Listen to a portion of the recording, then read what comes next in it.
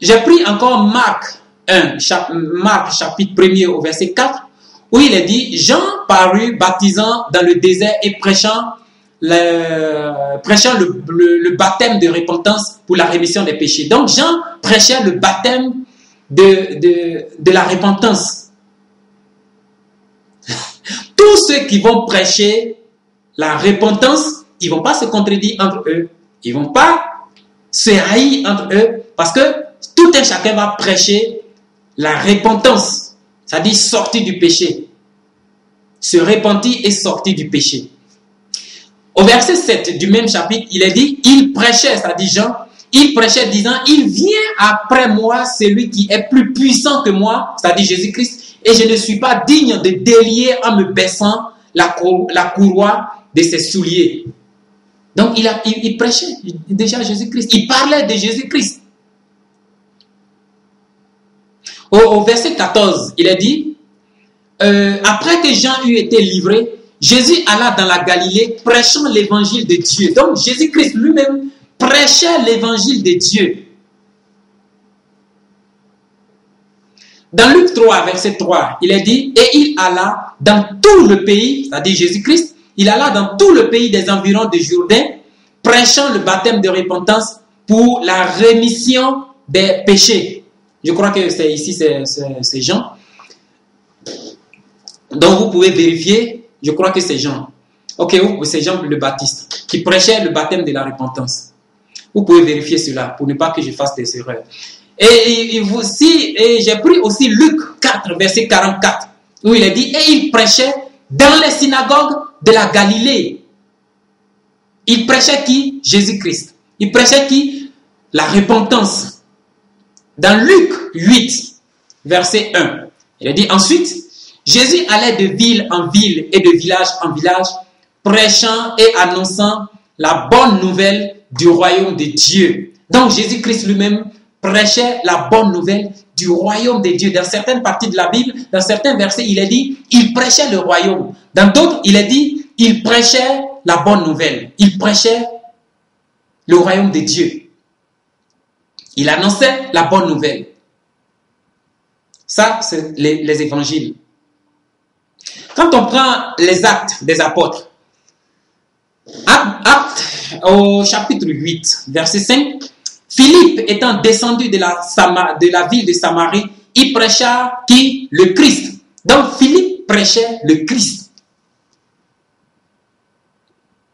Dans Actes des apôtres, chapitre 9, au verset 20, il est dit, et aussitôt, il prêcha dans les synagogues que Jésus-Christ est le Fils de Dieu. C'est Paul.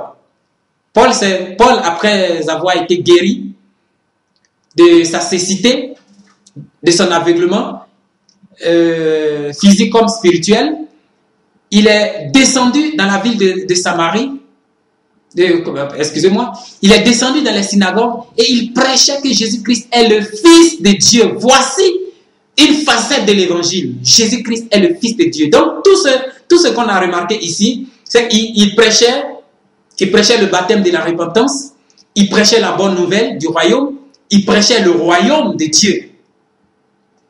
Et ici, on dit, il prêcha Jésus-Christ, que Jésus-Christ est le Fils de Dieu.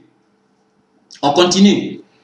Dans Actes des apôtres, chapitre 20, au verset 25, il est dit, et maintenant, voici, je sais que vous ne verrez plus mon visage, vous tous au milieu desquels j'ai passé en prêchant le royaume de Dieu. Paul disait qu'il est passé en prêchant le royaume de Dieu. Actes des apôtres, au chapitre 28, au verset 31, il est dit, prêchant le royaume de Dieu et enseignant ce qui concerne le Seigneur Jésus-Christ en toute liberté et sans obstacle. Voici ce que Paul enseignait. Paul enseignait ce qui concerne le Seigneur Jésus-Christ et il prêchait le royaume de Dieu. Voici avec quelques versets ce que nous devons prêcher. Nous devons suivre leurs exemples. Ces enseignements, lorsque tous les détracteurs de Paul, tous ceux qui étaient opposés à Paul, c'était les pharisiens, c'était les juifs. Ils étaient attachés aux lois de Moïse. Tous ceux qui se sont opposés aux apôtres, ils étaient des gens qui étaient aveuglés. Ils étaient des gens qui enseignaient plutôt les lois de Moïse. Mais Paul et les apôtres, les autres apôtres, Jésus-Christ, Jean-Baptiste, ils sont venus enseigner quelque chose d'autre. Jean-Baptiste enseignait le baptême de la repentance. Il disait préparez le chemin du Seigneur. Et lorsque ce Seigneur est venu, Jésus-Christ est venu, il a commencé à annoncer la bonne nouvelle. Il prêchait la bonne nouvelle du royaume, comme il est dit dans Matthieu 9, verset 35. Si nous prêchons la bonne nouvelle du royaume, si nous prêchons le royaume de Jésus-Christ, si nous enseignons ce qui concerne le Seigneur Jésus-Christ, nous n'aurons pas de confusion. Nous allons nous entendre. Les pasteurs, entre eux, vont s'entendre. Parce qu'il n'y aura pas de contradiction. Mais s'ils commencent à enseigner d'autres choses, là vient la confusion. S'ils commencent à enseigner des choses concernant, qui sont bibliques, bien sûr, mais qui ne concernent pas le salut, là, il y a la confusion. C'est là que le diable injecte sa salive. C'est là que le diable sème la confusion. Il va enseigner, il va comme il a fait avec Jésus-Christ, il va prendre certains versets pour t'enseigner que ce que tu crois n'est pas juste, mais voici la vérité.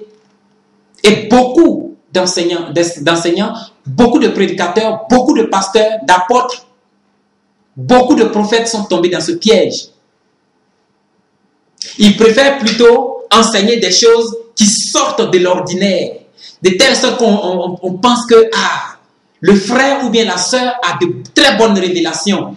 Le frère ou la sœur a un grand don. Et il reçoit des choses cachées dans la Bible. Et la plupart du temps, ces révélations qu'ils reçoivent, on ne peut pas les vérifier. Enseignons ce qui est dans la Bible. Si tu as les révélations, qui sont très bien, recevoir des révélations, c'est très bien. Mais il faut que tes révélations, on puisse les vérifier avec la Bible. Il faut que tes révélations ne conduisent pas à la confusion. Il faut que tes révélations soient vraies, dans la vérité, soit dans la vérité, dans la justice de Dieu.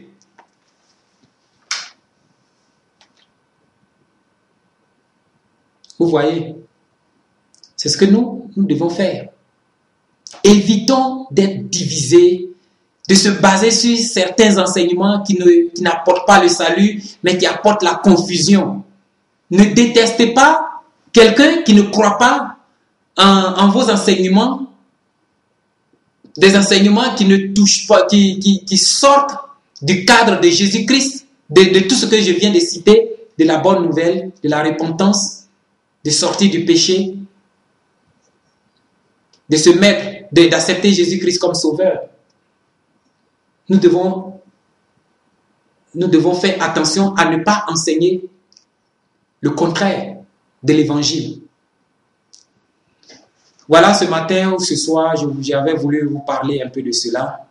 Et je vous remercie pour votre attention. Et j'espère que vous avez compris ce message. Et faites très attention à ce que vous enseignez. Travaillez pour Jésus-Christ, car lui seul pourra vous récompenser. Que Dieu vous bénisse au nom de Jésus-Christ. Amen.